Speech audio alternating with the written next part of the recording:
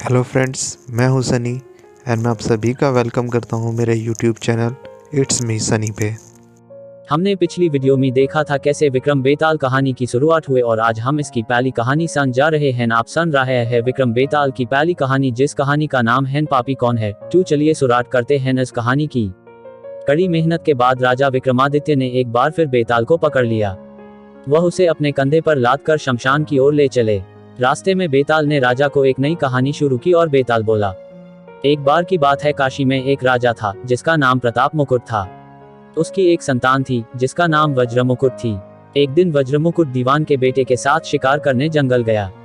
काफी घूमने के बाद उन दोनों को एक तालाब दिखा जिसमें कमल खिले थे और हंस उड़ रहे थे। दोनों दोस्तों ने वहां रुककर तालाब के पानी से हाथ मुंह धोया और पास ही बने महादेव के मंदिर में दर्शन करने चले गए। दोनों ने अपने घोड़े मंदिर के बाहर ही बांध दिए। फिर जब दोनों दोस्त दर्शन करके आई होप आपको ये कहानी बहुत ज़्यादा पसंद आ रही होगी। दोस्तों, मैं बताना चाहूँगा ये मेरा न्यू चैनल है and I really need your help to grow this channel, so please subscribe ज़रूर करें मेरा चैनल एंड कंटिन्यू करते हैं इस कहानी को। मंदिर से बाहर निकले तो उन्होंने देख कि तालाब में एक राजकुमारी अपनी सहेलियों के साथ स्नान करने आई है। राजकुमारी को देखकर राजकुमार काफी खुश हुआ। राजकुमार और राजकुमारी दोनों एक दूसरे को देखकर मोहित हो गए, जबकि दीवान का बेटा वहीं एक पेड़ के नीचे आराम करने लगा। राजकुमार को देखते ही राजकुमारी ने बालों में से एक कमल का फूल निकाला, कान से लगाया, दांतों से कुतरा, पैरों के नीचे दबाया और फिर अपने छाती से लगाकर अपनी सहेलियों के साथ चली गई। उसके जाने के बाद राजकुमार काफी दुखी हुआ और अपने मित्र के पास लौटकर सारी बात बताई। राजकुमार बोला, मैं राजकुमारी के बिना नहीं रह सकता हूँ, लेकिन मुझे इस राजकुमारी के बारे में कुछ भी नहीं पता है। वह कहाँ रहती, उसका नाम क्या है? दीवान के बेटे ने सारी बातें सुनी और राजकुमार को दिलासा देते हुए बोला, राजकुमार आप घबराए मत, राजकुमारी ने सब कुछ बताया है। आश्चर्यचकित होते हुए राजकुमार ने पूछा, वो कैसे? दीवान के बेटे ने राजकुमार को बताना शुरू किया कि राजकुमारी ने कमल के फूल को बालों से निकालकर कानों से लगाया, यानी राजकुमारी का कहना है कि वह कर्नाटक से है। दांत से फूल को कुतरा, मतलब उनके पिता का नाम दंतावट है। फूल को पांव से दबाने का मतलब था कि राजकुमारी का नाम पद्मावती है और फूल को सीने से लगाने का मतलब था कि अब आप उनके हृदय में बस चुके हैं। यह सब सुनते ही राजकुमार बहुत ज्यादा खुश हो गया। खुश होते हुए राजकुमार ने दीवान के बेटे से कहा कि मुझे कर्नाटक जाना है, मुझे वहां ले चलो। दोनों दोस्त कई दिनों तक घूमते फिरते कर्नाटक पहुंचे। जब वो दोनों राजमहल के निकट पहुंचे तो उन्हें एक चरखा चलाती बुजुर्ग महिला दिखी। महिला को देखते ही दोनों घोड़े से उतरे और उसके पास जाकर कहा, माई, हम दोनों व्यापारी हैं, हम बहुत दूर से आए हैं, हमारा सामान अभी तक आया नहीं है, कुछ दिनों में हमारा सामान भी पहुंच जाएगा, हम दोनों को बस रहने के लिए थोड़ी सी जगह चाहिए। उनकी बातें सुनकर बुजुर्ग महिला की ममता जाग उठी। उसने कहा, बेटा इसे अपना ही घर समझो, जब तक मन करे यहाँ रह सकते हो। इसके बाद दोनों उसके घर में रहने लगे। इसी बीच दीवान के बेटे ने उस महिला से पूछा, आप क्या काम करती हैं माई? आपके यहाँ कौन कौन रहता है? आप कैसे अपना गुजर बसर करती हैं? इन सारे सवालों का जवाब धीरे धीरे उस महिला ने देना शुरू किया। उसने कहा, मेरा एक पुत्र है जो राजा के यहाँ नौकरी करता है। मैं राजा की पुत्री पद्मावती की दासी थी, बूढ़ी हो गई हूँ इसलिए घर में ही रहती हूँ। महाराज खाने को दे देते हैं और पूरे दिन में एक बार राजकुमारी से मिलने चली जाती हूँ। इतना सुनते ही राजकुमार ने बूढ़ी औरत को कुछ धन दिए और राजकुमारी तक संदेशा पहुँचाने को कहा। राजकुमार ने उस बूढ़ी महिला को कहा, माई, कल तुम जब राजकुमारी के पास जाओ तो उनसे कहना कि जेठ सुदी पंचमी को तुम्हें नदी के पास जो राजकुमार मिला था वो तुम्हारे राज्य में आ गया है। अगले दिन वो बूढ़ी औरत राजकुमार का संदेश लेकर राजकुमारी के पास गई। उस महिला की बात सुनते ही राजकुमारी गुस्सा हो गई। उन्होंने हाथों में चंदन लगाकर उस महिला के गाल पर तमाचा। आई होप आपको ये कहानी बहुत ज़्यादा पसंद आ रही होगी। दोस्तों, मैं बताना चाहूँगा ये मेरा न्यू चैनल है and I really need your help to grow this channel, so please subscribe ज़रूर करें मेरा चैनल एंड कंटिन्यू करते हैं इस कहानी को। मारते हुए कहा, मेरे घर से निकल जाओ। बूढ़ी औरत ने घर लौटकर राजकुमार को सारी बातें बताई। महिला की बातें सुनकर राजकुमार चौंक गया। फिर राजकुमार के मित्र ने राजकुमार को धैर्य बंधाते हुए कहा, राजकुमार आप चिंतित न हो, राजकुमारी की बातों को समझने की कोशिश करें। ध्यान दें कि राजकुमारी ने उंगलियों को सफेद चंदन में डुबोकर गाल पर मारा है। इसका मतलब अभी कुछ दिन चांदनी के हैं। उनके खत्म होने के बाद अंधेरी रात में मिलूंगी। कुछ दिनों बाद बूढ़ी महिला फिर राजकुमारी के पास संदेशा लेकर पहुंची। इस बार राजकुमारी ने केसरी रंग में 3 उंगलियां डुबोकर बूढ़ी महिला के मुंह पर मारते हुए कहा, भागो यहाँ से।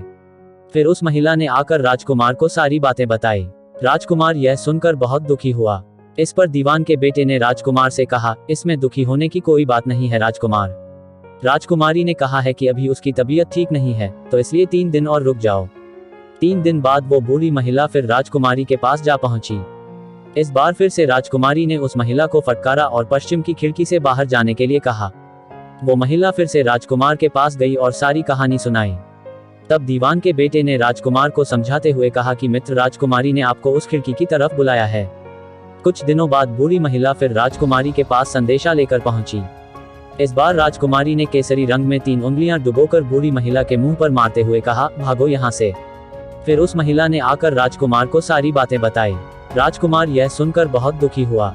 इस पर दीवान के बेटे ने राजकुमार से कहा, इसमें दुखी होने की कोई बात नहीं है राजकुमार। राजकुमारी ने कहा है कि अभी उसकी तबीयत ठीक नहीं है, तो इसलिए 3 दिन और रुक जाओ। 3 दिन बाद वो बूढ़ी महिला फिर राजकुमारी के पास जा पहुंची। इस बार फिर से राजकुमारी ने उस महिला को फटकारा और पश्चिम की खिड़की से बाहर जाने के लिए कहा। वो महिला फिर से राजकुमार के पास गई और सारी कहानी सुनाई। तब दीवान के बेटे ने राजकुमार को समझाते हुए कहा कि मित्र, राजकुमारी ने आपको उस खिड़की की तरफ बुलाया है। कुछ दिनों बाद बूढ़ी महिला फिर राजकुमारी के पास संदेशा लेकर पहुंची। इस बार राजकुमारी ने केसरी रंग में 3 उंगलियां डुबोकर बूढ़ी महिला के मुंह पर मारते हुए कहा, भागो यहाँ से। फिर उस महिला ने आकर राजकुमार को सारी बातें बताई। राजकुमार यह सुनकर बहुत दुखी हुआ। इस पर दीवान के बेटे ने राजकुमार से कहा, इसमें दुखी होने की कोई बात नहीं है राजकुमार। राजकुमारी ने कहा है कि अभी उसकी तबीयत ठीक नहीं है, तो इसलिए 3 दिन और रुक जाओ। 3 दिन बाद वो बूढ़ी महिला फिर राजकुमारी के पास जा पहुंची। इस बार फिर से राजकुमारी ने उस महिला को फटकारा और पश्चिम की खिड़की से बाहर जाने के लिए कहा। वो महिला फिर से राजकुमार के पास गई और सारी कहानी सुनाई। तब दीवान के बेटे ने राजकुमार को समझाते हुए कहा कि मित्र, राजकुमारी ने आपको उस खिड़की की तरफ बुलाया है। राजकुमार यह सुनते ही खुशी से उछल पड़ा। उसने बूढ़ी महिला के कपड़े पहनकर नारी का भेष धारण किया, इत्र लगाया और हथियार बांधकर राजकुमारी से मिलने चल पड़ा। राजकुमार महल पहुंचा और खिड़की के रास्ते राजकुमारी के कमरे में पहुंच गया। राजकुमारी वहां पर तैयार थी और राजकुमार का इंतजार कर रही थी।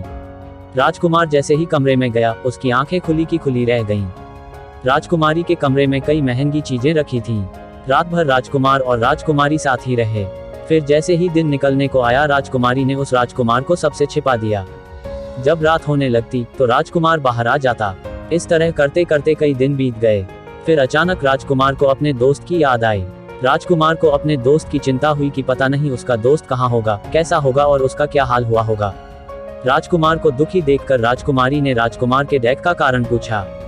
उसके बाद राजकुमार ने राजकुमारी को अपने मित्र के बारे में बताया। राजकुमार ने कहा, वह मेरा बहुत अच्छा और चतुर दोस्त है, उसी के वजह से मैं तुमसे मिल पाया हूँ। यह सुनने के बाद राजकुमारी ने राजकुमार को कहा, मैं तुम्हारे दोस्त के लिए स्वादिष्ट भोजन बनवाती हूँ, तुम उसे भोजन कराकर और उसे समझाकर वापस आ जाना। फिर राजकुमार खाना लेकर अपने दोस्त के पास पहुंचा। दोनों मित्र लगभग कई महीनों से नहीं मिले थे। मिलने के बाद राजकुमार ने अपने मित्र को सारी बातें बताई। राजकुमार ने कहा, मैंने राजकुमारी को तुम्हारी चतुराई के बारे में बताया। राजकुमारी ने तुम्हारे लिए भोजन भिजवाया है। यह सब सुनकर दीवान का बेटा सोच में पड़ गया। उसने राजकुमार से कहा कि यह तुमने ठीक नहीं किया। राजकुमारी समझ गई है कि जब तक मैं तुम्हारे साथ हूँ, तब तक वह आपको अपने बस में नहीं रख सकेगी, इसलिए उन्होंने इस खाने में जहर डालकर भेजा है।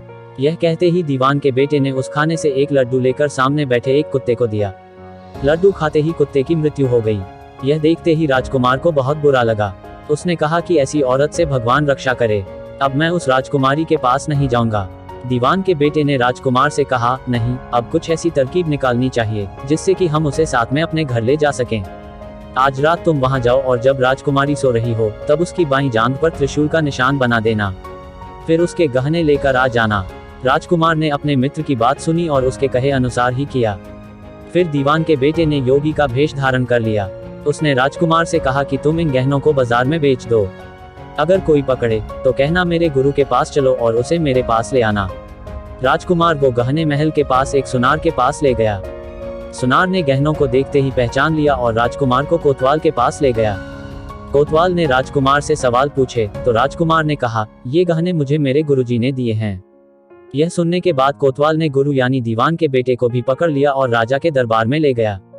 राजा ने पूछा, योगी महाराज, आपको ये कीमती गहने कहाँ से मिले? योगी का भेष धारण किए हुए दीवान के बेटे ने कहा, महाराज मैं शमशान में काली चौदस को डाकिनी मंत्र प्राप्त कर रहा था कि मेरे सामने डाकिनी आई। मैंने उसके जेवर उतार लिए और उसकी बाईं जांघ पर त्रिशूल का छाप बना दिया। यह सुनते ही राजा महल में गया और उसने रानी को कहा कि पद्मावती की बाईं जांघ देखे कि कहीं राजकुमारी के जांघ पर त्रिशूल का छाप तो नहीं है। राजा की बात सुनते ही रानी ने देखा और सच में राजकुमारी की बाईं जांघ पर त्रिशूल का निशान था। यह जानकर राजा बहुत दुखी हुआ। फिर राजा योगी के पास गए और कहा कि योगी बताओ धर्मशास्त्र में बुरी औरतों के लिए क्या सजा है। योगी ने उत्तर दिया, ब्राह्मण, राजा, गौ, औरत, पुरुष और अपने राज्य में रहने वाले किसी से भी कोई बुरा काम हो जाए तो उसे राज्य से बाहर निकाल देना जाना चाहिए। यह सुनते ही राजा ने पद्मावती को जंगल भेज दिया। वहां राजकुमार और दीवान का बेटा मौके के इंतजार में बैठे थे। राजकुमारी को अकेला पाकर दोनों उसे अपने नगर ले आए और खुशी खुशी रहने लगे।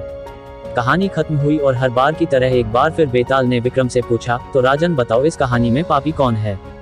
जल्दी बताओ राजन, वरना तुम्हारे सिर के टुकड़े टुकड़े कर दूंगा।